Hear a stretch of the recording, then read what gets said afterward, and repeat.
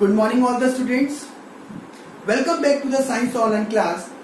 Yesterday we have discussed about the topic minerals and water. हमने पढ़ा था कि किस तरीके से minerals और water हमारी body के लिए important है. आज हम पढ़ते हैं कि balanced diet क्या होती है. What is the definition of balanced diet? Let us start with the definition.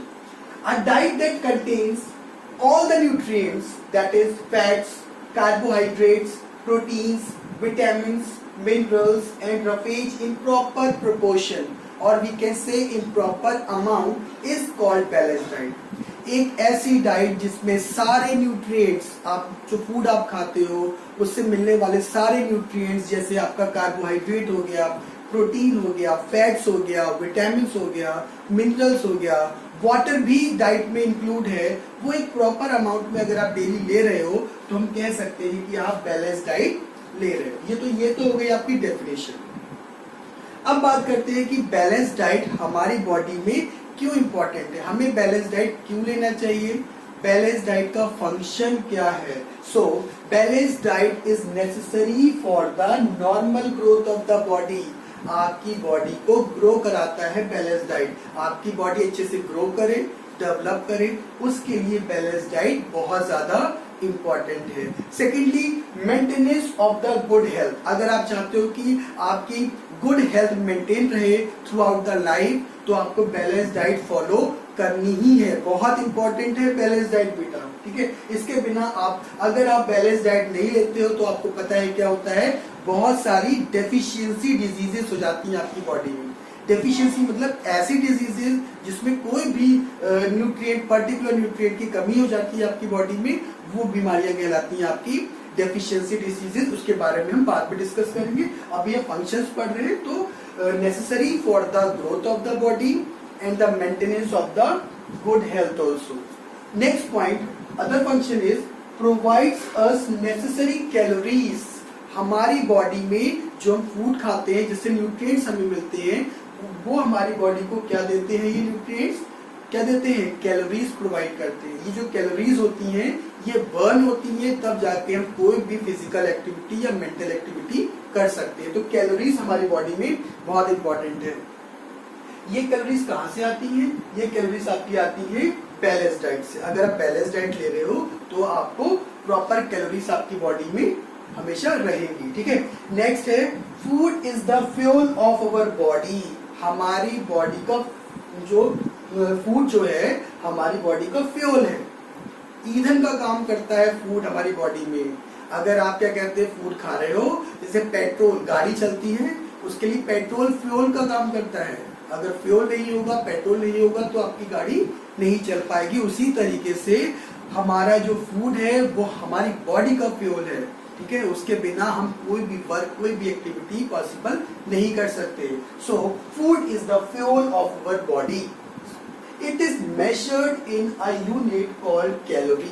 वही बात आ गई, फूड जो है हमारी बॉडी का फ्यूल है और फूड की इस फ्यूल को इसको मेजर करेंगे, उसकी यूनिट होती है आपकी कैलोरी, ठीक है. ध्यान रखेंगे बेटा, ठीक है. Food is the fuel of our body. It is measured in a unit. एक यूनिट में मेजर किया जाता है इस फ्यूल को, जिसका नाम है कैलोरी. अब हम कुछ एग्जाम्पल टेबल के फॉर्म में पढ़ते हैं. इस साइड मैंने लिखा है फूड स्टफ्स, कुछ ऐसे फूड आइटम्स के नाम लिखे हैं और हम कितना लेना चाहिए हमको डाइट में, वो क्वांटिटी लिखी, कितनी क्वांटिटी में कितनी एनर्जी होती है, एनर्जी वैल्यू कितनी होती है. ये एनर्जी वैल्यू आपकी किलो कैलोरी, सॉरी कैलोरीज में होगी, चाहे किलो कैलोरी हो चाहे कैलोरी हो, ठीक है. ध्यान रखेंगे ये आपका एक टेबल फॉर्म में है, ठीक है. अगर हम चपाती लेते हैं, चपाती कितनी लेते हैं, अगर हम एक चपाती अगर हम लेते हैं तो हमें कितनी एनर्जी वैल्यू यानी कितनी कैलोरीज मिलती है, तो हमें 150 कैलोरीज मिलती है एक चपाती में. और वैसे ही अगर आप 2 रोटियां खाते हो तो आपका 300 आपको कैलोरीज मिलेंगी. तो बेटा इस तरीके से आप उसको देख लेंगे. सेकेंडली बात करते हैं मिल्क. अगर आप 1 कप मिल्क पीते हैं, अगर आप 1 कप मिल्क लेते हैं अपनी डाइट में तो आपको 1 कप मिल्क से 150 कैलोरीज मिलती है. उसी तरीके से आप जितना डबल लेंगे तो आप उसको मल्टीप्लाई करते रहेंगे, ठीक है. इस तरीके से. थर्ड है, अगर आप बनाना केला खाते हैं, अगर आप एक केला खा रहे हो तो आपको एक केले से मिलने वाली जो एनर्जी है वो आपको कितनी होगी 100 कैलोरीज। तो इस तरीके से ये हमारा चार्ट है। कुछ और भी एग्जांपल्स है, मैं आपको बता देता हूँ। See this.